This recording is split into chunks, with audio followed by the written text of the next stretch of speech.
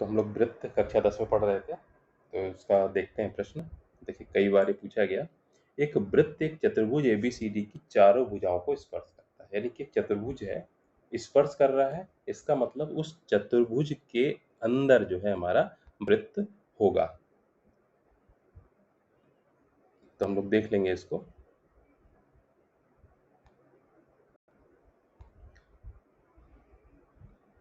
तो ये एक तरीके से वृत्त हो गया हमारा, और स्पर्श कर रहा है तो यानी कि एक चतुर्भुज के अंदर होगा। तो हम एक चतुर्भुज बना देते हैं। अब देखिए चतुर्भुज हमको नहीं पता कैसा होगा, तो चतुर्भुज हम किसी भी तरह का बना सकते हैं। जैसे इस तरह से चतुर्भुज है, चार भुजाएं होनी चाहिए।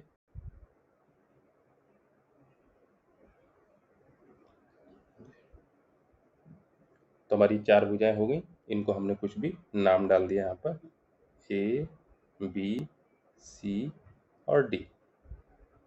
तो चार भुजाएं हमारी हो गई। क्या कह रहा है प्रश्न में, एक चतुर्भुज एबीसीडी की चार भुजाओं को स्पर्श करता है, तो हमको ये सिद्ध करना है A B plus C D बराबर बी सी प्लस डी। अब यहाँ पर बहुत जनरल सा है, अब दिखने में तो लग रहा है। हम क्या करेंगे, यहाँ पर सीधे प्रमेय लिखेंगे कि किसी भी बाह्य बिंदु से वृत्त पर दो स्पर्श रेखाएं खींची जाती हैं, दोनों बराबर होती हैं। यहाँ पर हमारे बाह्य बिंदु कौन से, ए भी बाह्य बिंदु है, बी भी है, सी भी है और डी भी है। अब हम एक एक करके देखें। पहले हम नाम डाल दें यहाँ पर कुछ इनके बिंदुओं के। तो जैसे ए और बी, ये जो स्पर्श बिंदु है मान लीजिए पी। बी और सी का स्पर्श बिंदु जो है ये क्यू।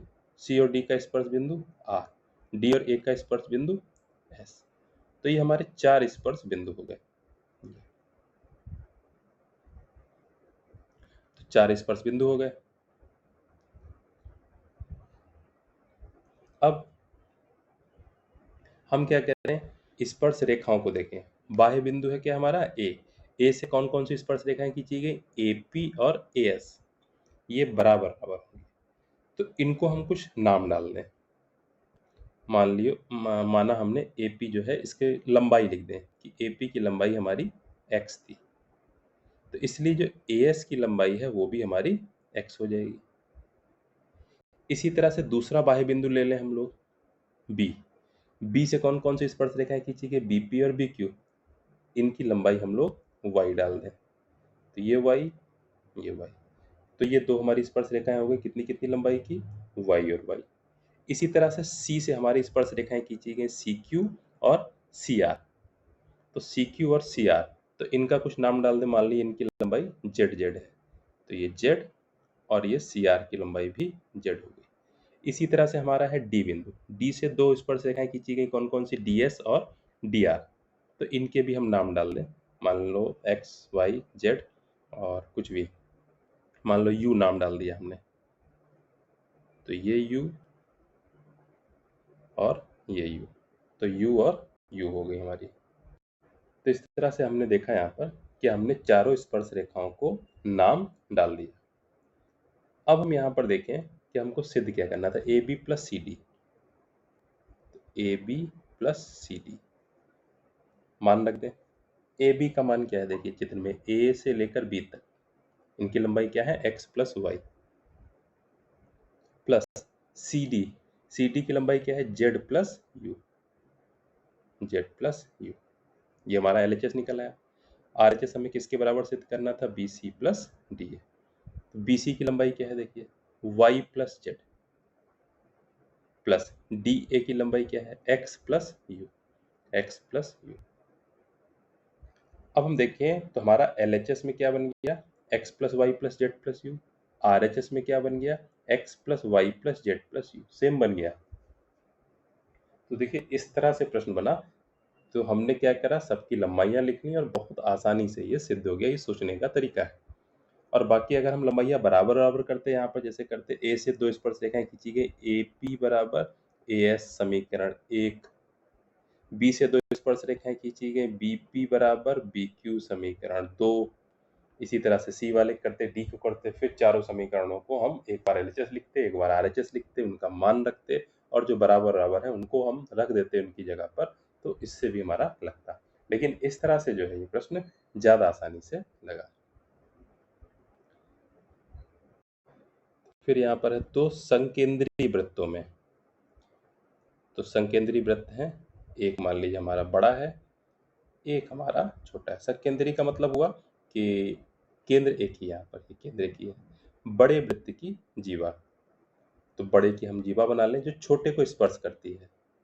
तो इस तरह से छोटे को स्पर्श कर रही है, स्पर्श बिंदु पर समद्विभाजित होती है। मान लीजिए ए बी सी, तो ए सी एक जीवा है, बिंदु बी पर स्पर्श करती है और बी पर ये समद्विभाजित होती है, यानी कि ए बी की लंबाई ए सी के बराबर है। तो हम क्या करेंगे, अगर बी को हमने केंद्र से मिला दिया, मान लीजिए इस वृत्त का, दोनों वृत्तों का केंद्र ओ था। अब हम यहाँ पर त्रिभुजों में देख लें, ओ से ए को मिला दें, ओ से सी को मिला दें, तो दोनों त्रिभुज ओ ए बी जो बाईं तरफ का बना, जो दूसरी दाहिनी तरफ का बना ओ बी सी, इन दोनों त्रिभुजों में देखें तो हमारा क्या होगा, ओ ए बराबर ओ सी। क्यों? क्योंकि एक ही वृत्त की त्रिज्याएं हैं। ओ बी बराबर ओ बी उभयनिष्ठ है, और जो बी पर कोण बन रहे हैं ये हम जानते हैं कि 90 का होता है। तो ये कोण जो हो गए हमारे 90-90 के हो गए, तो दोनों त्रिभुज सर्वांग हो गए, इसीलिए यहाँ पर बी जो है एसी का मध्य बिंदु हो गया। बस हो गया। फिर अगला है, दो संकेंद्रीय वृत्तों की त्रिज्याएं 3 और 5 है, बड़े वृत्त की जीवा की माप ज्ञात करो जो छोटे वृत्त को स्पर्श करती है। तो हमको त्रिज्याएं दे रखी हैं, तो जैसा अभी प्रश्न लगाया था इसी तरह का ये प्रश्न है। यहाँ पर ये ए बी सी और ये ओ, ओ से को मिला दिया, ये हमारा समकोण त्रिभुज बन रहा था। क्या क्या दे रखा है, 3 और 5, तो छोटी वाली त्रिज्या ओ बी जो है 3 सेंटीमीटर है, बड़ी वाली त्रिज्या ओ ए जो है हमारी 5 सेंटीमीटर है। तो अगर हम इस समकोण त्रिभुज में पाइथागोरस प्रमेय लगा दें त्रिभुज ओ ए बी में, तो हमारा पाइथागोरस प्रमेय लगाने से हमारा ए बी का मान निकल आएगा, और फिर ए बी का मान जो निकले उसका हम दोगुना कर देंगे। ए बी का मान फिलहाल 4 निकलेगा, फिर हम इसका दोगुना कर देंगे, तब हमारा ए सी का मान निकल आएगा। तो ये हो जाएगा इस तरह से।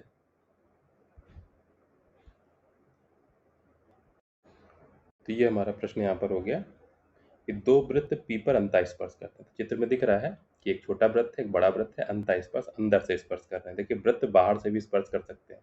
पी से तो छेदक रेखाएं पी ए बी और पी सी डी कीजिए, छेदक रेखाएं हैं, यानी छोटे वाले के लिए छेदक है, बड़े वाले के लिए भी ये जीवा है। एक तरीके से वृत्तों को ए बी सी डी पर काटती है। तो हमको सिद्ध करना है ए सी समांतर बी डी। अब हम सोचेंगे कैसे इस प्रश्न को, कि हमें ध्यान देना है कि जो सिद्ध करना है हमें ए सी समांतर बी डी। अब यहाँ पर आप समांतर वाला कॉन्सेप्ट लगा दें कि एक लाइन ये है AC, दूसरी लाइन ये है BD।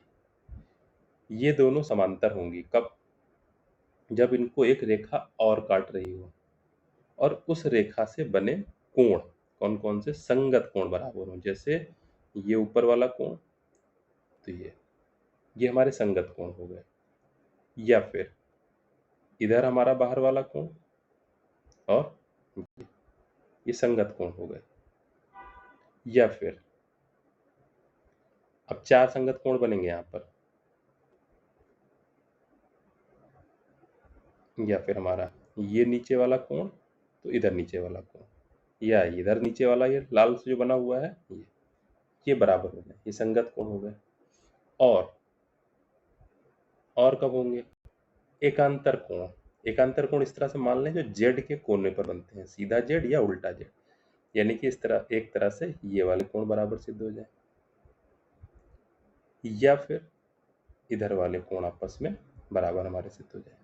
तो अगर इस तरह से होता है तो दोनों रेखाएं समांतर सिद्ध होंगी। यानी कि अब हम अपने इस वाले चित्र में देखें वृत्त में कि AC समांतर BD सिद्ध करना है, तो यहाँ पर भी यही है कि या तो A वाला कोण B के बराबर हो जाए या C वाला D के बराबर।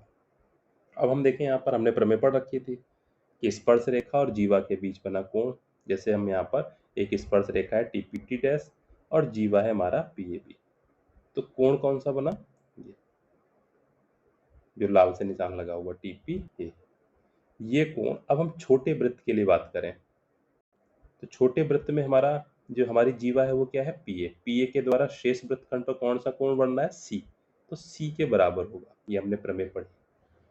अब हम बड़े वृत्त के लिए देखें तो बड़े वृत्त के लिए भी स्पर्श रेखा तो हमारी टीपीटी डैश ही रही, जीवा हमारी कौन सी होगी, पी से लेकर बी तक, तो इस पीबी के द्वारा कौन सा कोण बन रहा है, डी। तो कोण जो P वाला है वो हमारा C के भी बराबर निकला, P वाला जो कोण है वो D के भी बराबर निकला। इससे हमारा क्या हो गया इसका मतलब कि कोण C और कोण D बराबर बराबर। और कोण C और कोण D यहाँ पर देखें तो कैसे हमारे कोण हो जाएंगे, संगत कोण। तो हमारे हो जाएंगे संगत कोण हो जाएंगे। संगत कोण है, बराबर बराबर सिद्ध हो गए, इसलिए हमारा यहाँ पर हो जाएगा कि AC समांतर BD। तो ये AC जो है BD के समांतर हो गई। तो इस तरह से ये चित्र में ही सिद्ध हुआ और फिर इसको जो है हमें लिखना पड़ेगा, बाद में लिख लेंगे।